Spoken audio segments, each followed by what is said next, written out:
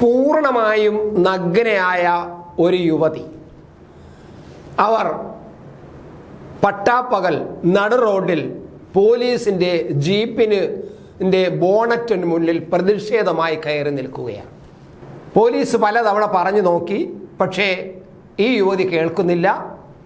യുവതി പരിപൂർണ നഗ്നയാണ്. പോലീസ് ഭീഷണിപ്പെടുത്തി നോക്കി, ഈ യുവതി ഇറങ്ങുന്നില്ല. അവസാനം അവർ ആ പോലീസ് ജീപ്പിൻ്റെ പോലീസ് വാഹനത്തിൻ്റെ വിൻഡ് ഷീറ്റിൽ, അതായത് കണ്ണാടിയിൽ, മുന്നിൽ കാണുന്ന നമ്മുടെ കണ്ണാടി ഉണ്ടല്ലോ, അതിൻ്റെ പുറത്ത് കയറി വിശാലമായിട്ടിരുന്നു.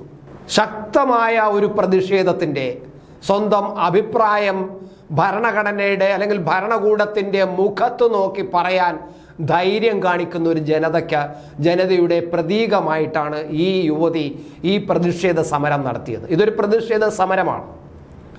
ഇനി ഇതെവിടെ നടന്നു എന്ന് നിങ്ങൾ അറിയുമ്പോഴാണ് അതിൻ്റെ ഗുരുതരാവസ്ഥ, അതിൻ്റെ പ്രാധാന്യം നിങ്ങൾ മനസ്സിലാക്കുന്നത്. നമ്മുടെ നാട്ടിൽ സ്ത്രീകളെ പർദ്ദ അണിയിച്ച് മുഖം പോലും കാണാതെ, കണ്ണ് പോലും പുറത്തു കാണാതെ നടക്കുന്ന ഒരു രീതിയുണ്ട്. അത് ഇസ്ലാം നിയമപ്രകാരം അവരത് ചെയ്യുന്നു എന്നാണ് നമ്മൾ പറയുന്നത്.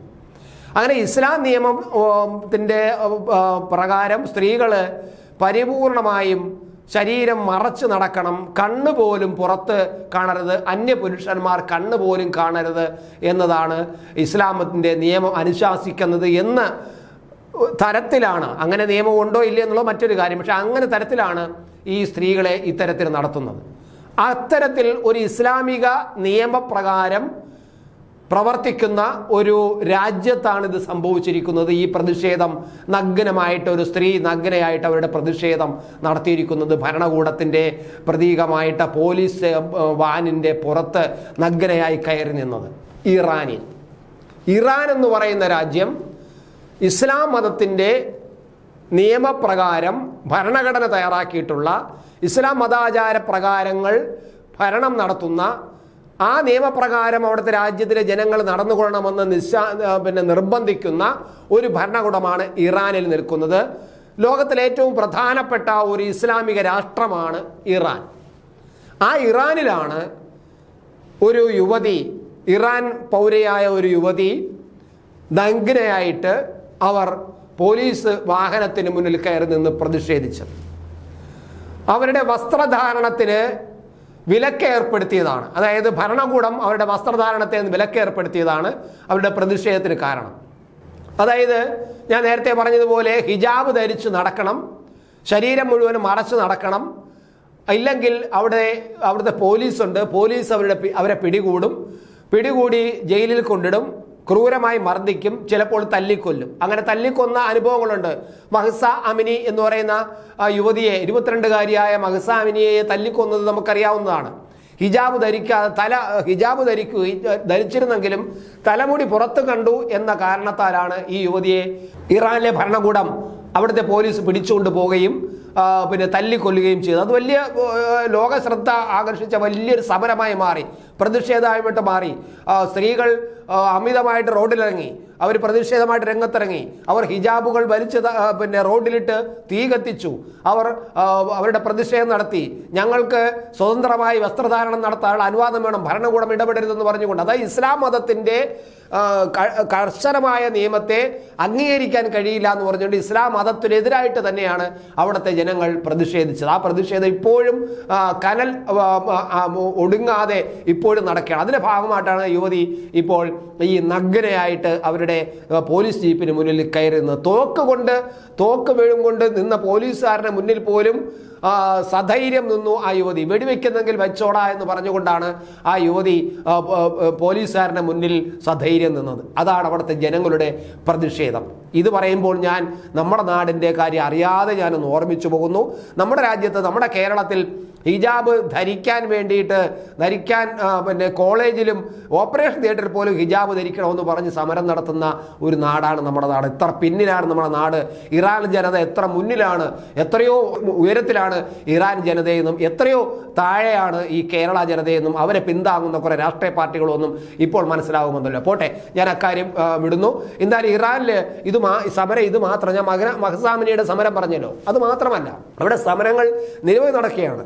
500-ലധികം സ്ത്രീകളാണ് ഈ പ്രതിഷേധത്തിൽ വസ്ത്രം ധരിക്കാനുള്ള അനുവാദം വേണം, ഞങ്ങൾക്ക് ഇഷ്ടപ്പെട്ട വസ്ത്രം ധരിക്കാനുള്ള അനുവാദം വേണം, ഞങ്ങൾക്ക് തലമുടി പുറത്ത് കാണിക്കാനുള്ള അനുവാദം വേണം, ഞങ്ങൾക്ക് ഇഷ്ടപ്പെട്ട വസ്ത്രങ്ങൾ ഞങ്ങൾക്ക് ധരിക്കണം, അതിന് ഗവൺമെൻറ് ഇടവരുത്, ഭരണകൂടം ഇടവരുത് എന്ന് പറഞ്ഞുകൊണ്ടുള്ള പ്രതിഷേധ സമരത്തിൽ 500-ലധികം സ്ത്രീകളാണ് അവിടെ റോഡിൽ പോലീസിൻ്റെ മർദ്ദനവും വെടിയുമേറ്റും മരിച്ചു വീണത്. ആലോചിക്കുക, ഇറാൻ ഇസ്ലാം നിയമപ്രകാരം പ്രവർത്തിക്കുന്ന ഒരു ഭരണകൂടം ചെയ്യുന്ന ക്രൂരതയാണ്. അത് കഴിഞ്ഞിട്ട് ഇടയ്ക്ക് പിന്നെ ഈ മെഹ്റാബാദിലെ ഒരു വിമാനത്താവളത്തിലൊരു സംഭവം നടന്നു. അവിടെ വിമാനത്താവളത്തിൽ വെച്ചൊരു മതപുരോഹിതൻ ഒരു യുവതിയോട് തലമുടി മറയ്ക്കാതെ നടക്കുന്നത് എന്തിനാണെന്ന് ചോദിച്ചു. സ്ത്രീ എന്ത് ചെയ്യുന്നറിയാമോ? ഈ മതപുരോഹിതൻ്റെ തലപ്പാവ്, മുസ്ലിം മതപുരോഹിതൻ തലപ്പാവ് വെച്ച് കെട്ടുമല്ലോ, ആ തലപ്പാവ് വലിച്ചെടുത്തിട്ട് അവർ സ്വന്തം തലയിൽ മൂടിയിട്ട് പറഞ്ഞു, ഇപ്പം എങ്ങനെയുണ്ട്, എൻ്റെ തലമുടി മറഞ്ഞുവോ, നിങ്ങൾക്ക് ഇഷ്ടപ്പെട്ടുവോ എന്ന് ചോദിച്ചു. ഇതാണ് പ്രതിഷേധം, ഇതാണ് ധൈര്യമുള്ള പ്രതിഷേധം. അതുപോലെ തന്നെ അവിടെ ഇതിനു മുമ്പ് മറ്റൊരു സംഭവം, അതായത് ടെഹ്റാൻ സർവകലാശാലയിൽ വിദ്യാർത്ഥികൾ പിന്നെ ഈ ഒരിക്കൽ ഒരു യുവതി പിന്നെ ശരീരത്തിൻ്റെ ഈ നഗ്നത എന്ന് പറയുന്ന പൂർണ്ണമായിട്ട് നഗ്നമായിട്ടല്ല, പകരം ഉൾവസ്ത്രം മാത്രം ധരിച്ചു, അതായത് ജട്ടിയും ബ്രായും മാത്രം ഇട്ടുകൊണ്ട് ക്യാമ്പസിനകത്ത് പ്രതിഷേധം നടത്തി. ഞങ്ങൾക്ക് പിന്നെ സ്വതന്ത്രമായിട്ട് വസ്ത്രം ധരിക്കാനുള്ള അനുവാദം വേണമെന്ന് പറഞ്ഞാൽ ജട്ടിയും ബ്രായും ഇടണമെന്നുള്ള പ്രതിഷേധമാണത്.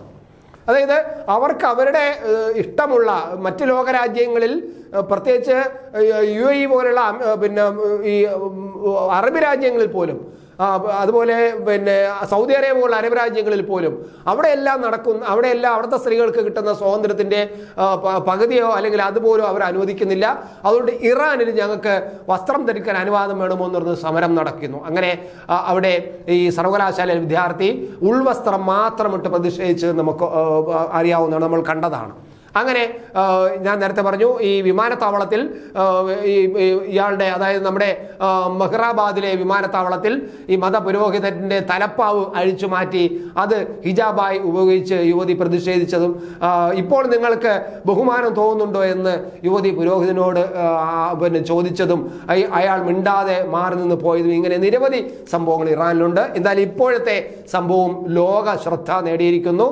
ഇറാൻ വനിതകൾ ഇപ്പോഴും ശക്തമായ പോരാട്ടത്തിലാണ്. അപ്പോഴാണ് നമ്മൾ കേരളം പോലുള്ള രാജ്യത്ത് ഈ ഹിജാബിനെ അനുകൂലിച്ചുകൊണ്ടും ഹിജാബ് ധരിക്കാൻ അനുവദിക്കാത്തതിനെ പ്രതിഷേധിച്ചുകൊണ്ടും ഇവിടുത്തെ ചില പുരോഗമനവാദികൾ എന്ന് പറയുന്ന പ്രസ്ഥാനങ്ങൾ പോലും പിന്താങ്ങിക്കൊണ്ട് രംഗത്ത് വരുന്നത്. അവിടെയാണ് ഞാൻ പറഞ്ഞത്, കേരളം ഇപ്പോഴും ഇരുട്ട് മൂടിയ പിന്നെ പഴയ പ്രാചീന കാലത്ത് നിൽക്കുമ്പോൾ ഇറാൻ ഈ പിന്നെ ശാസനകളെ ലംഘിച്ചുകൊണ്ട് പിന്നെ വികൃതമായ അപരിഷ്കൃതമായ മത നിയമങ്ങൾക്കെതിരായിട്ട് യുവതികൾ സധൈര്യം പോരാടുന്ന കാഴ്ചയാണ്. ഇപ്പോൾ ഏകദേശം 2000-ലധികം, 2000 എനിക്ക് തോന്നുന്ന കണക്കനുസരിച്ച് 10,000 സ്ത്രീകൾ ഇപ്പോൾ ജയിലിലാണ് ഇറാനിൽ കഴിയുന്നത് ഈ പ്രതിഷേധത്തിന്റെ ഭാഗമായിട്ട്. അവരും അവിടെ പലപ്പോഴും പ്രതിഷേധത്തിലാണ്. ഈ അടുത്ത കാലത്ത് പിന്നെ മഹ്സ അമിനിയുടെ 2ാം ചരമവാർഷിക ദിനത്തിൽ അവരവിടെ ജയിലിൽ കിടക്കുന്ന സ്ത്രീകൾ പ്രതിഷേധത്തിന്റെ ഭാഗമായിട്ട് പിടിച്ചുകൊണ്ടിരുന്ന സ്ത്രീകൾ അവിടെ നിരാഹാര സമരം നടത്തി പ്രതിഷേധിക്കുകയാണ് ഉണ്ടായത്. അത്ര ഒരു സമര പോരാട്ടത്തിന്റെ നാടാണ്, സ്ത്രീകളുടെ സമര പോരാട്ടത്തിന്റെ നാടാണ്. നമ്മളെപ്പോലെ ഇവിടെ സ്ത്രീ സമത്വത്തിന് വേണ്ടിയിട്ടും സ്ത്രീ നവോത്ഥാനത്തിന് വേണ്ടി മതിലുകൾ നിർമ്മിക്കുക അല്ല അവർ ചെയ്യുന്നത്. അവർ ശക്തമായി ഭരണകൂടത്തിനെ വെല്ലുവിളിച്ചുകൊണ്ട് പ്രതിഷേധിക്കുകയാണ്. അതിൻ്റെ ഭാഗമായാണ് ഇപ്പോൾ ഈ ഇറാനിൽ കണ്ടത്. അവിടെ ഈ പിന്നെ നഗ്നയായിട്ട് ഒരു യുവതി പോലീസിന്റെ മുന്നിൽ, പോലീസ് ജീപ്പിന്റെ മുന്നിൽ, അതിന്റെ ബോണറ്റിന് മുന്നിൽ കയറി നിന്നു എന്നത്. ഓരോ ജീവിതവും ഓരോ കഥകളാണ്, വേറിട്ട കഥകളുടെ ഒരു കൂട്ടായ്മ. വേണമെങ്കിൽ നമുക്കതിനെ ഒരു നോവലെന്ന് പേരിടാം. അതുപോലൊരു നോവലല്ലേ നിങ്ങളുടെ ജീവിതവും? എന്താ, ശരിയല്ലേ? നിങ്ങളുടെ അനുഭവങ്ങൾ, കഥകൾ എന്തുമായിക്കൊള്ളട്ടെ, അത് കേൾക്കാൻ DNA ന്യൂസിലൂടെ ഞാൻ എത്തുന്നു. കഥ പോലൊരു ജീവിതം, അതിനായി ഞാൻ നിങ്ങൾക്ക് വേണ്ടി കാത്തിരിക്കുന്നു. നമുക്ക് ഒന്നിച്ച് കാണാം, കുറേ കാര്യങ്ങൾ സംസാരിക്കാം, വേദനകൾ പങ്കിടാം. നിങ്ങളുടെ വിഷയങ്ങൾ, അനുഭവങ്ങൾ അത് ഞങ്ങളെ അറിയിക്കേണ്ട വിലാസം താഴെ കൊടുക്കുന്നു.